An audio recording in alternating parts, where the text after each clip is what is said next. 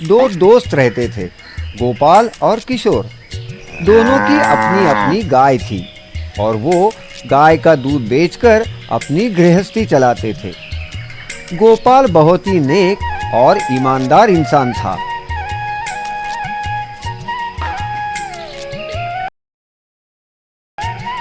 वो अपना काम पूरी मेहनत और लगन से करता था। उसकी गाय का नाम कपिला था। वो कपिला की अच्छे से देखभाल करता, उससे बहुत प्यार भी करता था। गोपाल का दोस्त किशोर लालची और धूर्त था। वो अपनी गाय का ठीक से ख्याल नहीं रखता था। ज्यादा पैसे की लालच में किशोर अक्सर दूध में मिलावट करता और अपने ग्राहकों को ठगता था। धोखाधड़ी उसके दाएं हाथ का खेल था। एक दिन गोपाल की पत्नी अचानक बीमार हुई। गोपाल पत्नी को लेकर गांव के वैद्य जी के पास गया। जांच करने के बाद वैद्य जी ने गोपाल से कहा, मामला गंभीर हो सकता है, शहर से दवाइयाँ मंगानी होंगी, काफी पैसे लगेंगे। तुम पैसों का इंतजाम कर सकते हो ना? हाँ, इलाज तो करना ही है। आप दवाइयाँ मंगवाइए, मैं पैसों का कुछ न कुछ इंतजाम करता हूँ। इतने सारे पैसे मैं कहाँ से लाऊंगा? पत्नी का इलाज तो कराना आवश्यक है। अब क्या करें? इतने में उसकी नजर कपिला पर पड़ी। इतने पैसे लाने का केवल एक ही रास्ता बचा है, मेरी प्यारी गाय कपिला। उसे मैं शहर में जाकर बेच देता हूँ। जो पैसे मिलेंगे उसी से दवाइयाँ मंगवा लूंगा। घर आकर गोपाल ने ये बात अपनी पत्नी को बताई तो पत्नी ने कहा, ये क्या कर रहे हैं आप? कपिला को बेचेंगे? कितने सालों से वो हमारे साथ है। कपिला ही तो हमारी रोजी रोटी है। अगर उसे ही बेच देंगे तो खाएंगे क्या? सच कह रही हो तुम, पर अभी दूसरा कोई उपाय भी नहीं है। हमें ऐसा ही करना होगा। दूसरे दिन ना चाहते हुए भी कपिला को लेकर गोपाल शहर की ओर निकल पड़ा। जंगल से गुजरते वक्त गोपाल राह से भटक गया। तभी उसने एक जाप सुना, ओम नमः शिवाय, ओम नमः शिवाय। थोड़ा आगे जाकर गोपाल ने देखा एक स्वामी जी पेड़ के नीचे मंत्रोच्चारण करते हुए बैठे थे। गोपाल को सामने देखकर उन्होंने पूछा, वत्स, कौन हो तुम और कहाँ जा रहे हो? मैं गोपाल हूँ स्वामी जी। शहर जाते वक्त रास्ता भूल गया हूँ। आपकी आवाज सुनकर यहाँ चला आया। लगता है तुम्हें भगवान ने ही भेजा है। मैं यहाँ बहुत समय से तपस्या कर रहा हूँ और मुझे बहुत भूख लगी है। क्या तुम मेरे लिए भोजन की व्यवस्था कर सकते हो? स्वामी जी, क्या बताऊँ आपको, मैं खुद ही बहुत उलझन में हूँ। मैं आपकी कैसी मदद करूँ? हाँ, मेरे पास ये गाय है, मैं उसका दूध आपको पीने के लिए दे सकता हूँ। गोपाल ने तुरंत ही गाय का दूध निकाला और स्वामी जी को पीने के लिए दिया। स्वामी जी ने दूध प्राशन किया। गोपाल पर प्रसन्न होके उन्होंने कहा, एक भूखे की भूख मिटाकर तुमने आज बहुत पुण्य का काम किया है। मैं प्रसन्न हुआ हूँ। इसके बदले तुम्हें कुछ भेंट देना चाहता हूँ। क्या तुम्हारी कोई इच्छा है? मैं वो जरूर पूर्ण करूँगा। फिर गोपाल ने उन्हें अपने पत्नी के इलाज के बारे में बताया और दवाइयाँ महंगी होने के कारण कपिला को बेचने के लिए वो शहर जा रहा है, ये भी बताया। ये सुनने के बाद स्वामी जी ने अपने झोली से एक सोने का कड़ा निकाला, उस पर कमंडल से पानी छिड़का और वो कड़ा गोपाल के हाथ में रखते हुए कहा, ये लो, ये एक जादुई कड़ा है। जब भी तुम्हें पैसों की जरूरत हो तब ये कड़ा हाथ में पहनकर गायत्री मंत्र का जाप करो और पैसे मांगो। तुम्हारी जरूरत पूरी हो जाएगी। क्या आप सच कह रहे हो स्वामी जी? अगर ऐसा हुआ तो मेरी सारी परेशानियां खत्म हो जाएगी। आपका बहुत बहुत धन्यवाद। लेकिन एक बात का ध्यान रहे, ये कड़ा केवल अच्छे कामों के लिए ही इस्तेमाल करना। गलती से भी इसे किसी बुरे काम के लिए इस्तेमाल नहीं करना, नहीं तो ये कड़ा पहनने वाला हमेशा के लिए अपाहिज हो जाएगा। मैं जरूर याद रखूंगा। स्वामी जी का आशीर्वाद लेकर गोपाल खुशी खुशी अपने घर वापस निकला। दवाइयों के लिए उसे अब कपिला को बेचने की कोई जरूरत नहीं थी। घर पहुंचते ही गोपाल ने सारी बात पत्नी को बताई। गोपाल ने जादुई कड़ा पहनकर गायत्री मंत्र का जाप किया। ओम भूर्भुवः स्वः तस्य वितुर्वरेण्यम।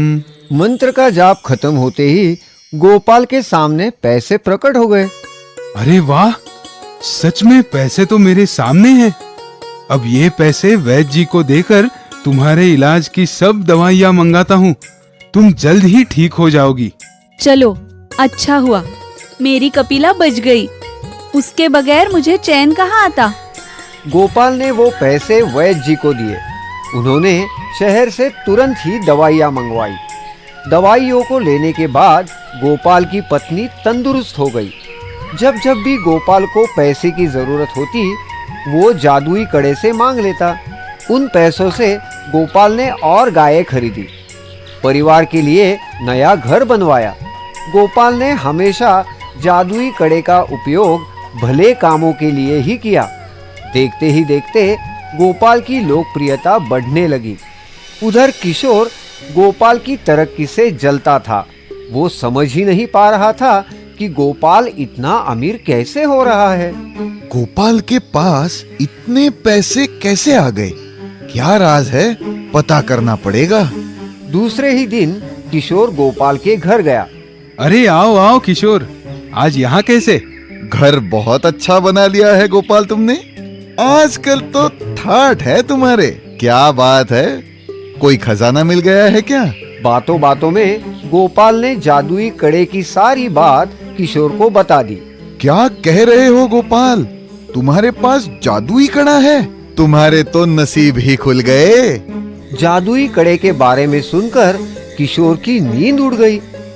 सुबह शाम वो बस उस कड़े के बारे में ही सोचता। काश जादुई कड़ा मेरे पास होता। गोपाल को अब उस कड़े की क्या जरूरत है? बहुत पैसे कमा लिए उसने। अब मेरी बारी है पैसे कमाने की। उस रात जब गोपाल गहरी नींद में था, तब किशोर ने उसके हाथ से सोने का कड़ा चुपके से निकाल लिया। घर जाकर उसने जादुई कड़ा हाथ में पहना और मंत्र पढ़ते हुए पैसे मांगे। ओम भूर्भुवः स्वः तस्य वितुर्वरेण्यम भर्गो देवस्य धीमहि धियो यो न प्रचोदयात्। पैसे अपने सामने पाकर किशोर खुशी से पागल हो गया। मैं अमीर हो गया। अब किशोर रोज कड़े से पैसे मांगता।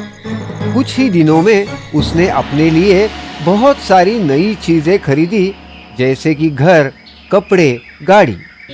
अब किशोर शान से रहने लगा। मिले हुए पैसे का सही इस्तेमाल करने की बजाय वो फिजूल खर्ची में करने लगा, पैसे उड़ाने लगा। इधर जादुई कड़ा चोरी होने की वजह से गोपाल थोड़ा परेशान जरूर हुआ, लेकिन उसने खुद को समझाया। शायद मेरे नसीब में इतना ही लिखा था। कोई बात नहीं, कड़ा नहीं हुआ तो क्या हुआ? मेरे पास मेरी गायें हैं, घर है, मैं और मेहनत करूंगा। किशोर अब लोगों को ब्याज से पैसे देने लगा, बदले में दुगने पैसे वसूलने लगा। एक बार तो हद ही हो गई। एक बूढ़े अनपढ़ आदमी ने किशोर से कुछ पैसे उधार लिए थे। मैंने तुम्हारे पैसे लौटा दिए थे बेटा। मुझसे मेरी जमीन ना छीनो। मैं कुछ नहीं जानता।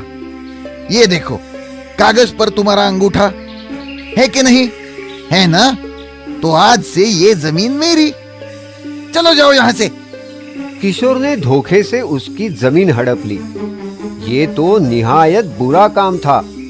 जादुई कड़ा अपना काम करने से चूका नहीं। अचानक किशोर की तबीयत खराब होने लगी।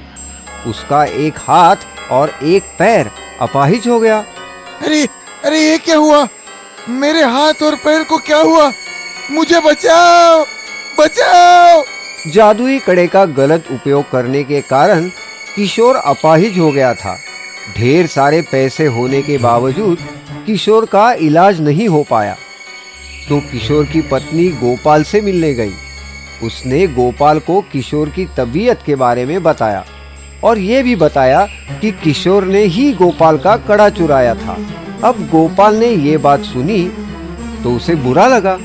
वो झट से किशोर के घर गया और उसे पूछा, किशोर, वो कड़ा क्यों चुराया? अगर पैसे ही चाहिए थे तो मुझसे मांग लेते।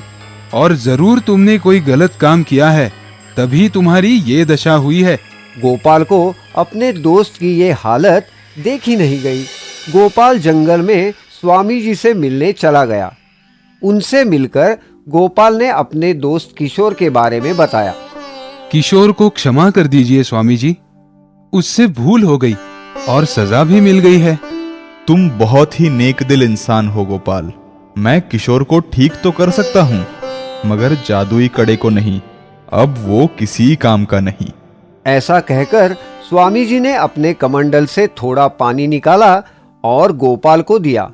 उन्होंने कहा, इस पानी पर मैंने मंत्र डाला है, इसे जाकर किशोर पर छिड़को, वो तुरंत ठीक हो जाएगा। आपका बहुत धन्यवाद स्वामी जी, आप बड़े दयालु हैं।